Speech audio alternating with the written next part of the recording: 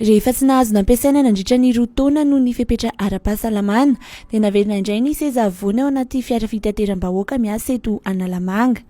Miverina ho 5 isaky ny laharana araka izany fa tsy 4 intsony no afaka mipetraka anatin'ny fiara lehibe toy ny sprinter. Miverina ho 4 isaky ny laharana kosa ny ao anaty fiara minibus raha toa ka voafetra ho 3 izany teo aloha araka ny didina avoaka ny prefektura ao Malalatsinainy.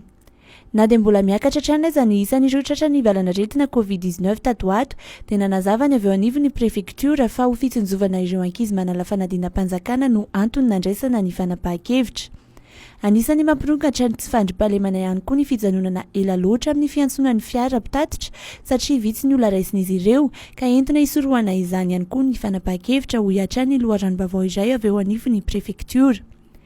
Na izany aza dia nanamafy ny avy ao amin'ny prefektura fa raha toa ka mbola tsy mitsaha mitombo ireo tratran'ny COVID-19 dia hisy ny fepetra entitra ho raisiny.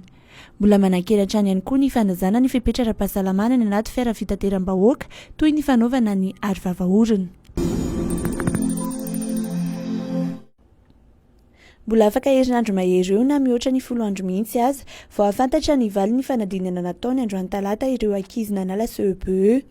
Ny zoma 14 Jona izao no hanomboka ny fitsarana ny taratasy-panadinan'izy ireo araka ny nambaran'ny ministry ny fanabeazam-pirenena Marie Michel Saondrary-Malala androany talata. 10 andro aorian'izay kosa vao hivoaka ny valim-panadinana ho hiatrana izy. Nizotra tamin'ny mpilaminana amin'ny ankapobeny ny fanatanterahana ny fanadinana CEPE tamin'ity androany ity.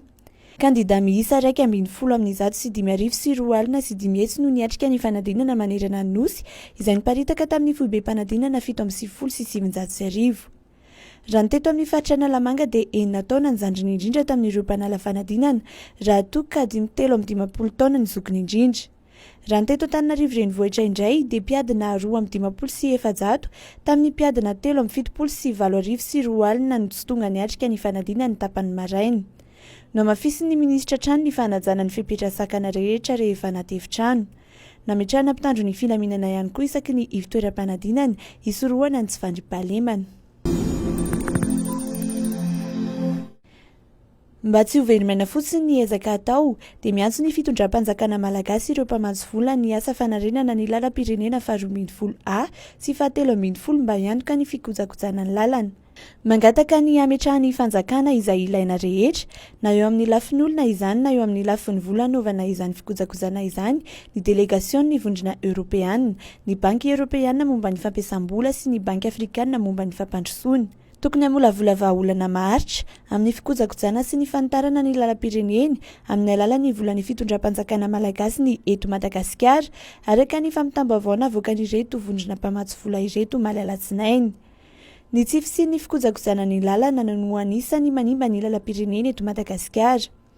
Eo ihany koa ny fivezivezen'ireo fiarabe mitaona entana mihoatra ny lanja mifanaraka amin'ny didy amandalana. Manentana ny tokony hotazomana ihany koa ny rafitra ampandehanana ny asa eny anivon'ny tombom-pandanjana sy ny andoavana ara-potoana ny karaman'ireo mpiasa eny amin'ireny tombom-pandanjana ireny ihany koa ireto mpamatsy vola ireto.